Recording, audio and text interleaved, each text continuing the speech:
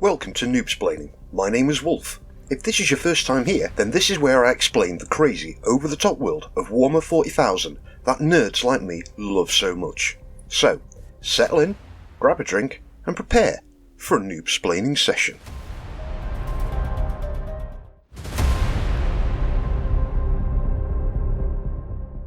So, the question for this video is, do these guys remind you more of Colonial Marines or Starship Troopers? Yep, that's right.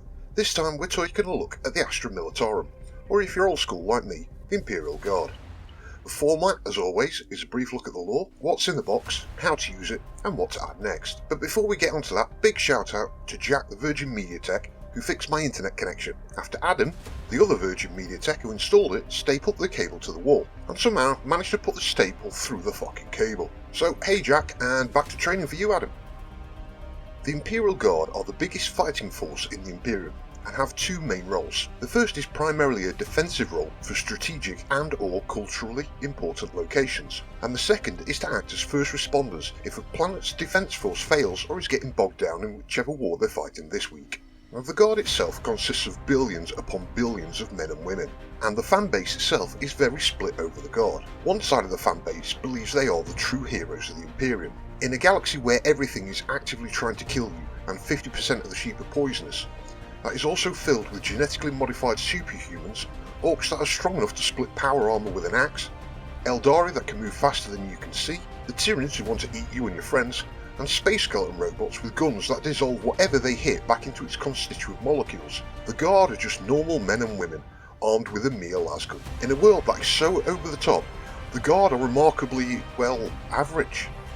On paper, the lasgun is one of the weakest weapons in the 40k universe, yet if enough of them are firing at the same target, they will put anything down and would easily rip through the armour of any modern battle tank we have today. Then there are those on the other side of the argument who point out that they die in droves and are weak as fuck compared to pretty much anything else in the setting, and their only tactic is keep throwing infantry and ordnance at a problem until that problem is either dead or fucks off somewhere else. The truth, as always, is somewhere in the middle. Yes, the Guard are weak as fuck, but the reality of how the Guard fights is once they have found the problem, it then starts with a massive bombardment of artillery, aircraft and tanks, and once the area that the problem was in is now a smouldering crater, then the infantry are sent in to mop up what's left.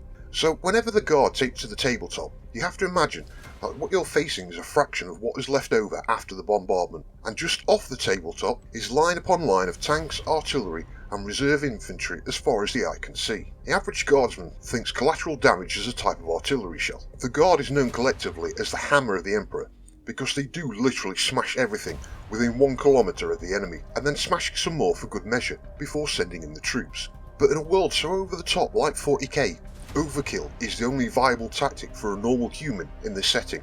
If you had a bunch of angry orcs charging at you, wouldn't you drop every piece of ordnance you had on them before they got too close? Now originally they had a massive range of models to represent the fact that each regiment is based upon its homeworld. For example, the Talon Desert Raiders look like the Desert Rats from World War II. The Krieg looked like the Trench Troopers from World War I, and the Valhalla Regiment had big fluffy coats and gloves as they come from an ice world. Now most of the Guard units today look like they're cosplaying as Starship Troopers, which is ironic as the original Space Marines were based on the Starship Troopers from the book, not the film. Anyway, what's in the box? 1 Cadian Command Squad consisting of 5 models, 20 Cadian Shock Troopers, 2 Ordnance Teams, and 1 Sentinel. And they also proudly mention the fact there's a transfer sheet with nearly 600 transfers on, so you have lots of options for unit markings. 600 though. I know the Guard's whole shtick is overkill, but that's in the lore for God's sake. Who the hell needs 600 transfers for 20 models? So, the Command Squad. The fact you get 5 models as your army leader goes to show how weak they are compared to other factions' leaders. They do get lots of options as to how they can be equipped, but basically, 2 get better pistols, the actual commander gets a better stabby or punchy weapon, 1 gets a support weapon, and 1 can either have another support weapon or a big punchy power fist. Now, there is no definitive setup here, it entirely depends on your enemy, so the grenade launchers can be good against massed infantry or a single heavily armoured unit or light vehicle.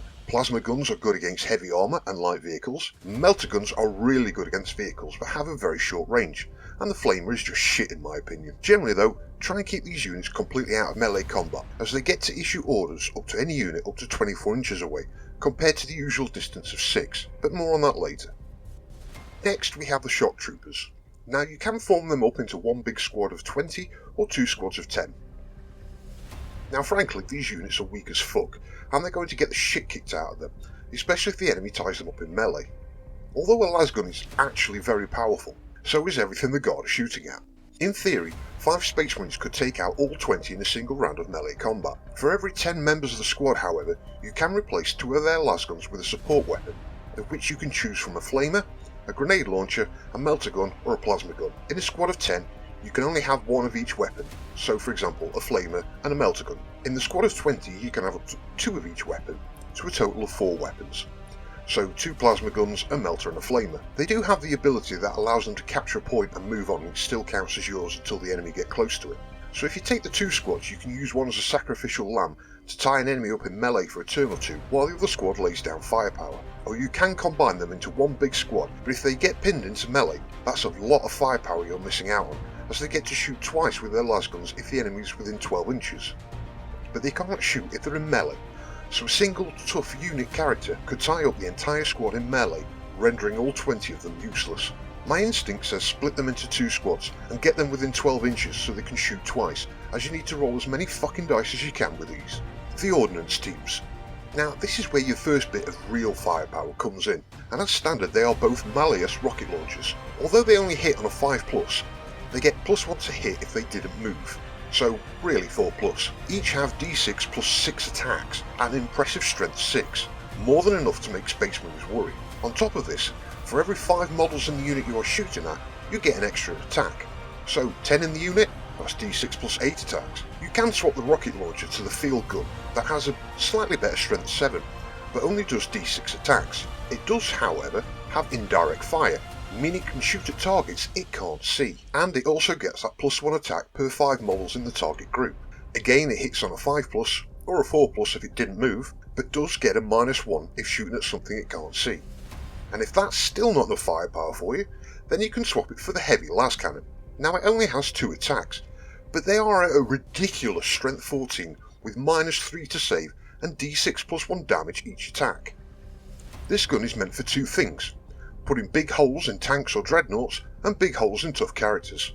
So park these units up at the back of the battlefield and use their massive 48-inch range to pummel the fuck out of the enemy before they can get in close and start doing any real damage to you. On to the Sentinel. This is the dreadnought class of the Guard, and whilst not as powerful as other dreadnoughts, it is still not to be underestimated.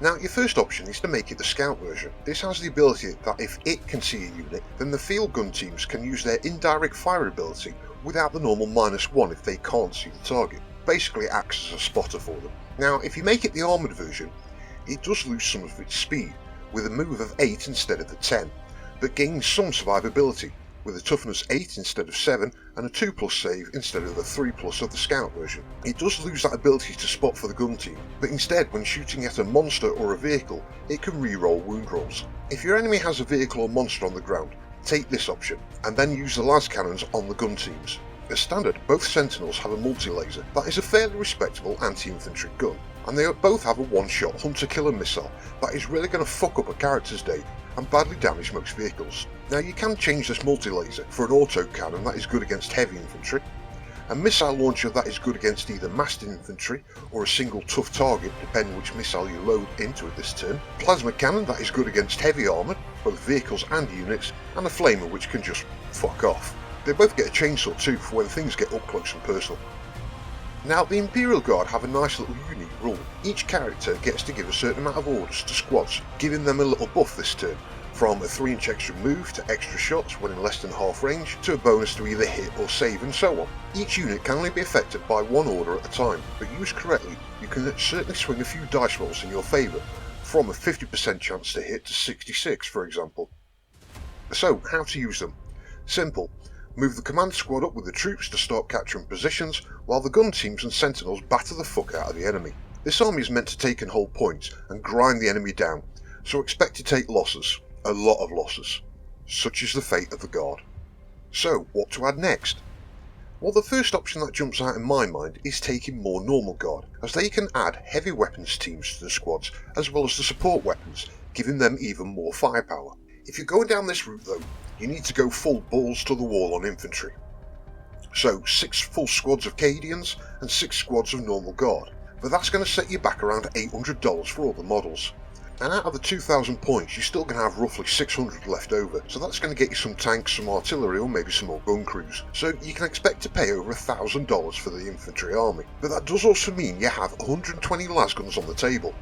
And if within 12 inches, and you have enough commanders to give the orders, that can potentially become 360 shots per turn.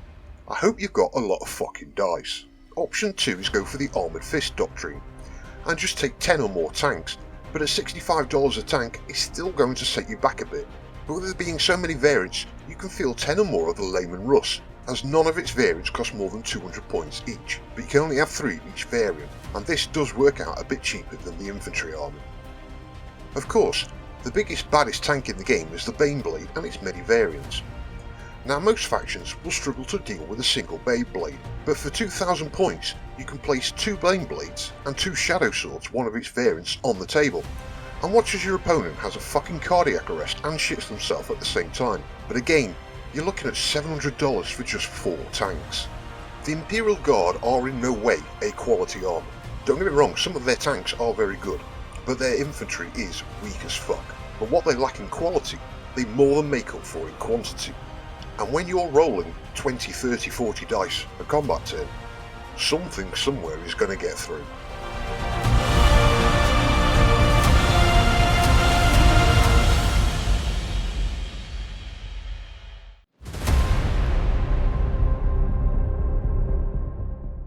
And there we have it. That brings us to the end of this week's video. If you made it this far, thank you very much. And if you laughed or learned anything, please consider hitting that subscribe and like button. Also, don't forget to share this video with somebody who could do some noob-splaining in their life. Please leave a comment. I do try and interact with every comment I get, but most importantly, thank you, and I'll see you next time.